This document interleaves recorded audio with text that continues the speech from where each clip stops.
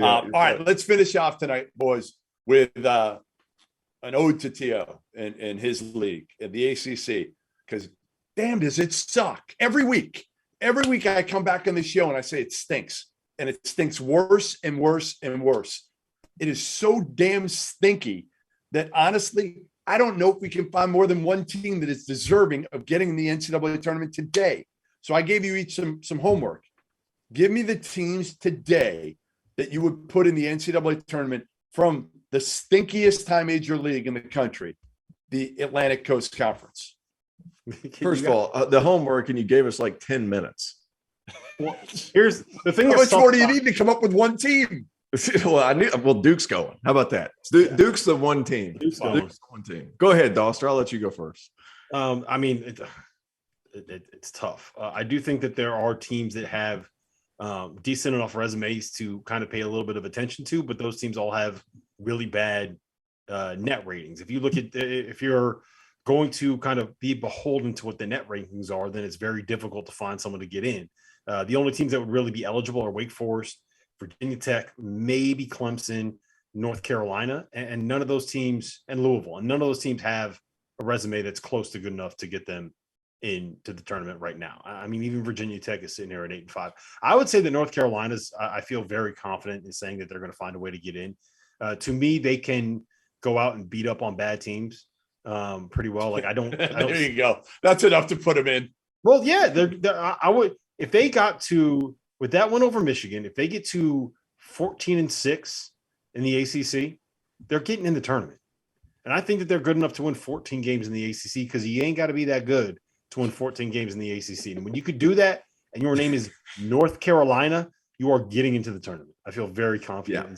Now, beyond that, who else? I'm going eye test only. Eye test only. Because all your little net ratings, here we go. Whatever, we just throw it out the deal. There's too much time to go left. So I looked at 4 teams that I felt like with the right matchup could win a game in the NCAA tournament. Duke, Carolina, those are pretty easy. Miami.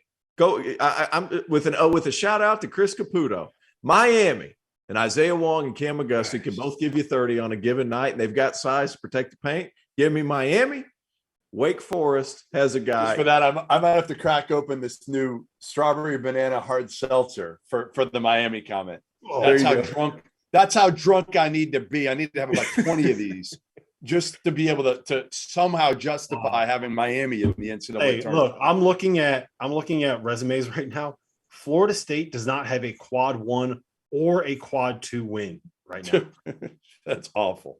I don't know what to tell you, boys. Like, they just struggled so mightily in the non-conference. I'm gonna say Duke, Carolina, Virginia Tech get in. Well, you know who's got a really good chance, believe it or not, is going to be Wake Forest, because they won at Virginia Tech, and Virginia Tech on the road is going to be a quad 1 win.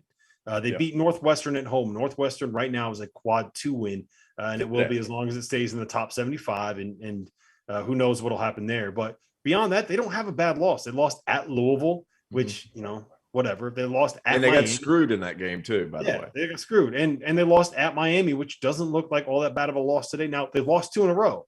So they're going to have to turn this thing around. They had road games. They were road losses at least. Yeah, road losses to teams that are probably – I mean, Miami, if they keep doing what they're doing, they're going to be a top 100 team. Yeah. And if you lose on the road to a top 100 team, it's not a deal breaker. So Wake Forest has work to do, but at the very least, they have a road win over a top 30 team. And there's not very many teams in college basketball that can say that. But like Virginia has 2 horrible losses. So I think Louisville will probably get in too, is my assumption. Because they lost at home to Furman, who is going to be one of these teams that we're talking about as like, yeah, they're a sleeper 13 seed. They're going to be able to make a run. They lost at Western Kentucky, which right now, quad 2 loss. They lost at home to DePaul, which right now, home loss to a top 70 team. Hardly a terrible loss. Not a great one, hardly a terrible loss. So they need like Mississippi State to win in the SEC. They need them to be a tournament team. Yes, 100%. They need something like that because, Maryland, NC State aren't going to help them. The problem with all these ACC teams is, again, whoever you beat at the end of the day, unless it's Duke, everybody's going to be like, all right, whatever. You got to put separation. So whoever's second, third has got to have separation. They will. Whoever's second and third will be fine. Like you said, they'll be 14-6 or something like that. But whoever's fourth, like whoever's fourth and gets that last double bye, that's going to be the interesting one to whether or not they can get like, 4 or 5 teams. They're going to get 4 teams in. They're going to by default. But can they get a 5th in by somebody else making a run to the ACC championship game or something like that? The other team to keep an eye on is going to be Notre Dame, because that win over Kentucky is going to carry weight. Now, I don't know if they're going to do well enough in the ACC to be able to put together a resume that can get in. They couldn't guard us 3.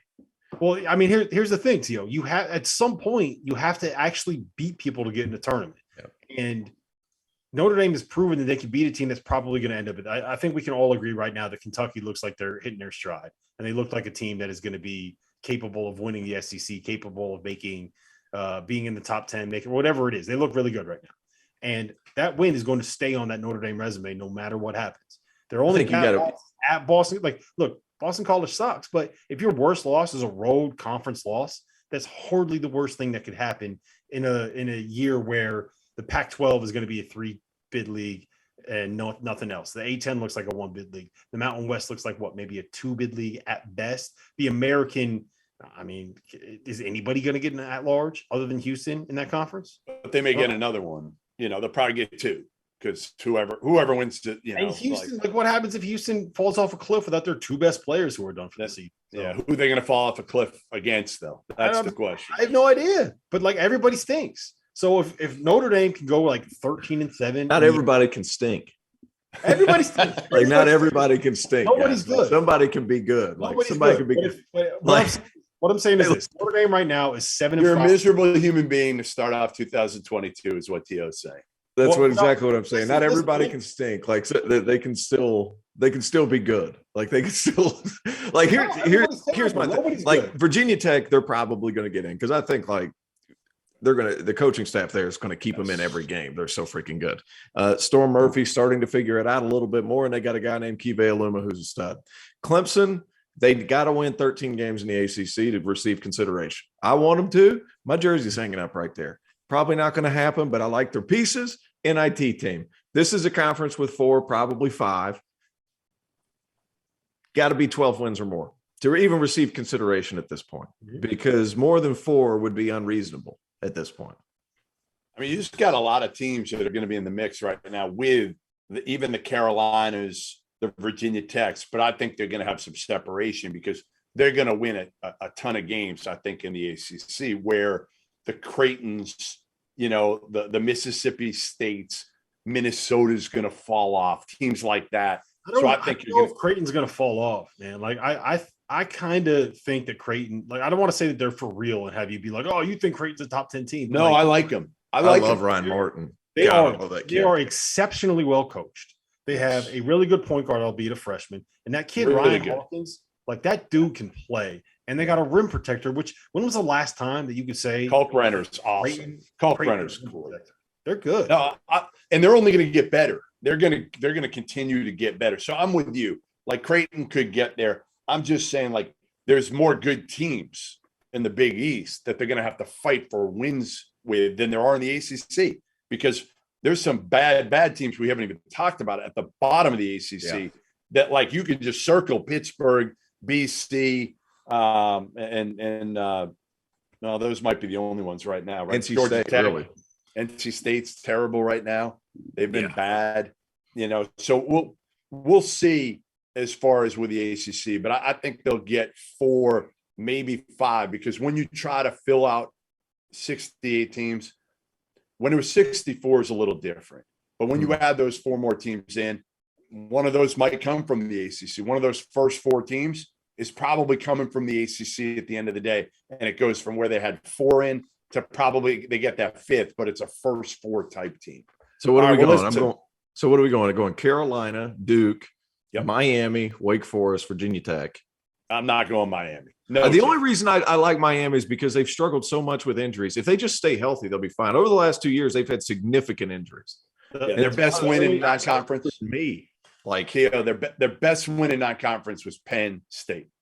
They're gonna have an uphill road to climb. I'm not saying they can't get there, because you're right that they have a lot of good pieces, but I mean, they're outside the top 100 in the net right now. And I don't know how many teams on January 1st were outside of the top 100 of the net and found a way to get into the NCAA tournament. Hey, man, here you are with all these analytics and everything. And you guys told me before the show started, I'm from Tennessee. I don't look at all these numbers. Your eyes. It's all about the eyes for Terrence. I'm all eye test, baby. All eyes, and those eyes were wide open when you saw the bucket. That's all I know. When you saw the rim, those eyes were wide open. All right. Well, listen. Thanks to everybody for joining us tonight. Field of 68's After Dark. Thanks for Scott Drew, Baylor head coach, for coming on board after their big win against Iowa State. Make sure you subscribe to the YouTube channel, After Dark. We also have the Best Bets YouTube channel. If you don't know about it, you need to watch those guys from Three Man Weave every single day they're on. All they do is pick winners. So make sure you catch them every day. And we'll be back tomorrow night. Again, Field of 68's After Dark. Thanks.